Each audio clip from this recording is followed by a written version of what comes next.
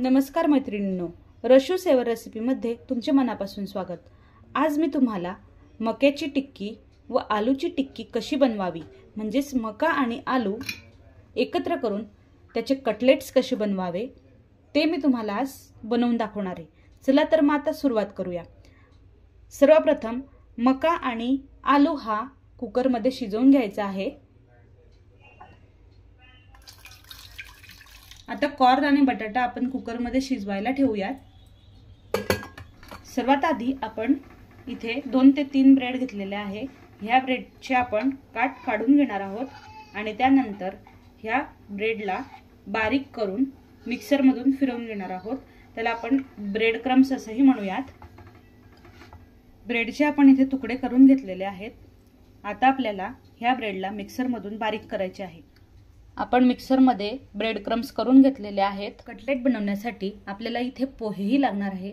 मी थोडे पोहे घेतलेले आहे। हे पोहे मिक्सर मधून फिरवून घ्यायचे आहेत। त्यानंतर मिरच्या घेतलेल्या आहेत, लसूण घेतलेला आहे। ह्या मिरच्या आणि लसूणही मी मिक्सर मधून फिरवून घेणार आहेत। त्यानंतर शिमला मिरची अगदी बारीक कापून घेतलेली आहे। गाजरचा खीस करून घेतलेला आहे आणि त्यानंतर कांदाही अतिशय बारीक कापलेला आहे आणि हा कोथिंबीर। पोहे हे मिक्सर मधून बारीक करून झालेले आहेत। आता कॉर्न आणि बटाटे हे शिजलेले आहेत। आता आपल्याला ह्या कॉर्नला म्हणजेच मक्याला मिक्सर मध्ये फिरवून घ्यायचे आहे। मक्याचे दाणे इथे मिक्सर मध्ये मी बारीक करून घेतलेले आहे। तुम्ही बघू शकता थोडेसे मी जाडसरच याला राहू दिलेले आहे, कारण ते खाताना छान लागतात। बटाट्याला स्मॅश करून घेऊया। आता इथे बटाटा स्मॅश करून तयार आहे। आता त्यात मी जो मका आपण मिक्सर मधून फिरवून घेतलेला आहे, बारीक करून घेतलेला आहे, तो मी ऍड करत आहे। आता यात आपण शिमला मिरची, कोथिंबीर, गाजर आणि कांदा टाकणार आहोत। मिरची आणि लसणाची पेस्ट, त्यानंतर थोडी धना पावडर। आता यामध्ये मी केपरचा लिंबू लोणचे मसाला 1 चमचा घालणार आहे। ह्या मसाल्यामुळे टिक्की ही अतिशय चविष्ट लागते। तुम्ही ह्या मसाल्याचा यूज हा पराठ्यामध्ये सुद्धा करू शकतात। त्यानंतर आपल्याला टिक्कीमध्ये चवीनुसार मीठ घालायचे आहे आणि थोडेसे तिखटही आपण त्यात टाकूया। आता आपण मिक्सर मध्ये जो ब्रेड क्रम्स बारीक केलेला होता तो इथे टाकायचा आहे। त्यानंतर थोडीशी पोह्यांची पावडर इथे टाकायची आहे आणि व्यवस्थितरित्या याला मिक्स करायचं आहे।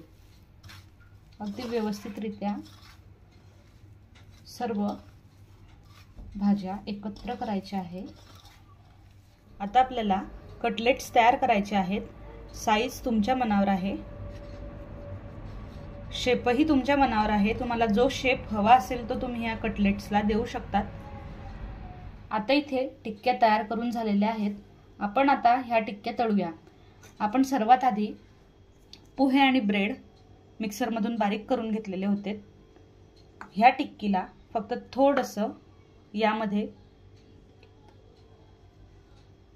डीप करायचं आहे आणि आपल्याला ह्या टिक्क्या पूर्णपणे तळायच्या आहे। आता आपण टिक्की तळूया।